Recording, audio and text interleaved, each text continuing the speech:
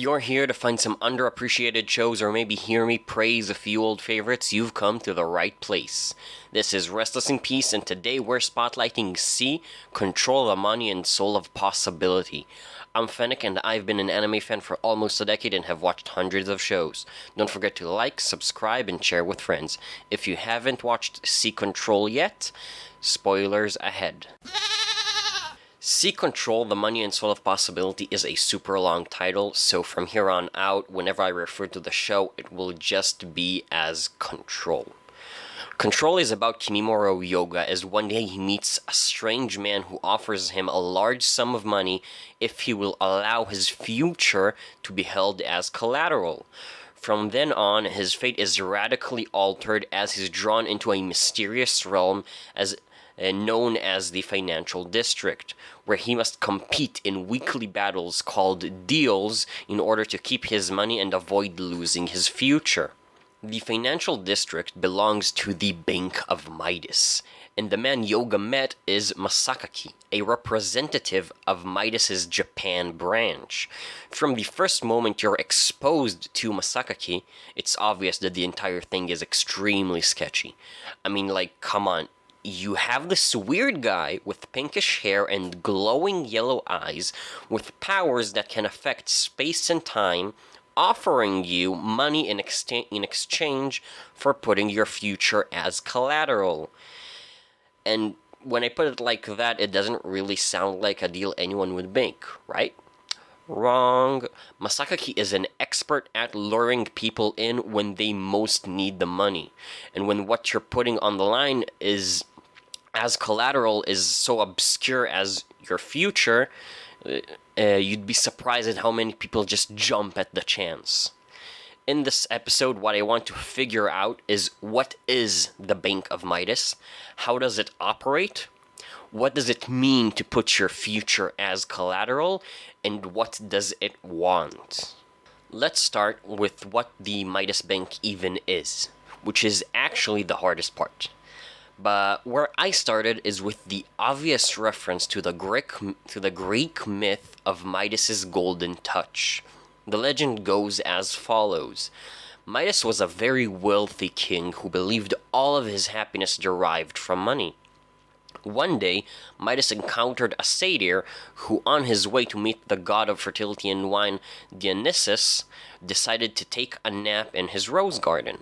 Midas immediately recognized the satyr and invited him to stay at his palace for a few days, during which they drank and partied. Once a few days have passed, Midas took the satyr to Dionysus, and out of gratitude the god told Midas that he would fulfill any one wish he had. And Midas said he wanted everything he touched to turn to gold. Dionysus, knowing what this means, told him to think carefully about his decision. But Midas could not be moved. Dionysus gave him what he wanted, and Midas was overjoyed. He ran around and turned everything he saw into gold, even the roses in his garden. In order to celebrate, Midas called forth a feast. But when he tried to pick up his food, it turned into solid gold. When he tried to pick up his liquor, it turned into solid gold. And Midas realized that what he thought was a gift is actually a curse. Then, to make matters worse, his daughter came in angry at her father, for now her flowers have no fragrance. And as he went to comfort her, his touch turned her to gold. Some say he died of hunger, while others say he got rid of his curse, but that's pretty much the legend. It's not hard to see how the legend inspired parts of the show, from the name of the bank to its obsession with money. But I think it actually inspired a lot more than that. In my opinion, Dionysus is actually the one in charge of the Midas Bank and the various financial districts that act kind of as his temples. Dionysus was known as a wandering god who was actively spreading his cult, just like how Masakaki actively searches for people to join Midas on behalf of his boss, just like an acolyte would. As a wandering god, Dionysus was also known to not have a traditional temple. His followers often worshipped him in the woods. I think this can also be seen as saying that his temple can simply be anywhere. And we do know that every single country in the world has its own financial district, which I'd say is not a very traditional temple. So I say that the financial districts are Dionysus's form of more modern, unique temples. From the myth that the anime is obviously referencing, Dionysus definitely has the power to produce relevant currency in one way or another, which brings us to the rotary press, which is the name of the machine, which seems to be alive, by the way, that prints Midas money. Another reason why I went to Greek myth was the single time we see a god that is in charge of the Midas banks. And although we can't see his face, he is wearing what looks like a toga, which is known to have been worn by the Greeks and the Romans as well as by their gods. Now that we have established what the Midas Bank is and who is in charge of it, let's move on to how it operates. It's a widely accepted concept in fiction writing that a god's power is proportional to how much people believe in them. As we said earlier, from the myth that the anime is obviously referencing, Dionysus definitely has the power to produce relevant currency in one way or another. I think that in Control's world, Dionysus realized that money is what makes the world go round and used his powers to rebrand himself and link people's confidence in the currency that he produces to how much they believe in him, making it the source of his power. Note that Takadazaki, the info broker that mainly deals in information regarding the financial district, often repeats in the final episodes that the value of money hinges on people's confidence in its value. But then you might think, why would he force people to put their future as collateral so that people just have access to the money? And once they have access, why would he force them to battle each other in order to keep it? Well, that brings us back to perceived value of money. After all, if he just gives it away, it's worthless, and his power is reliant on its value. And the reason why he chose to make people put their future on the line was that, at first glance, such obscure collateral might seem like it won't affect you that much. But once you're in, you realize that there are some serious real-life implications to just losing some Midas money in a deal. This danger gives Midas money more value, and in turn it gives Dionysus more power. And forcing people to battle each other with Midas money on the line increases the danger, which increases the value, which increases the power.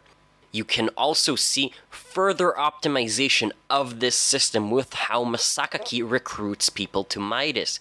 He seems to either target the already wealthy or those who have some kind of financial difficulty, while seemingly inviting fewer people from the middle class.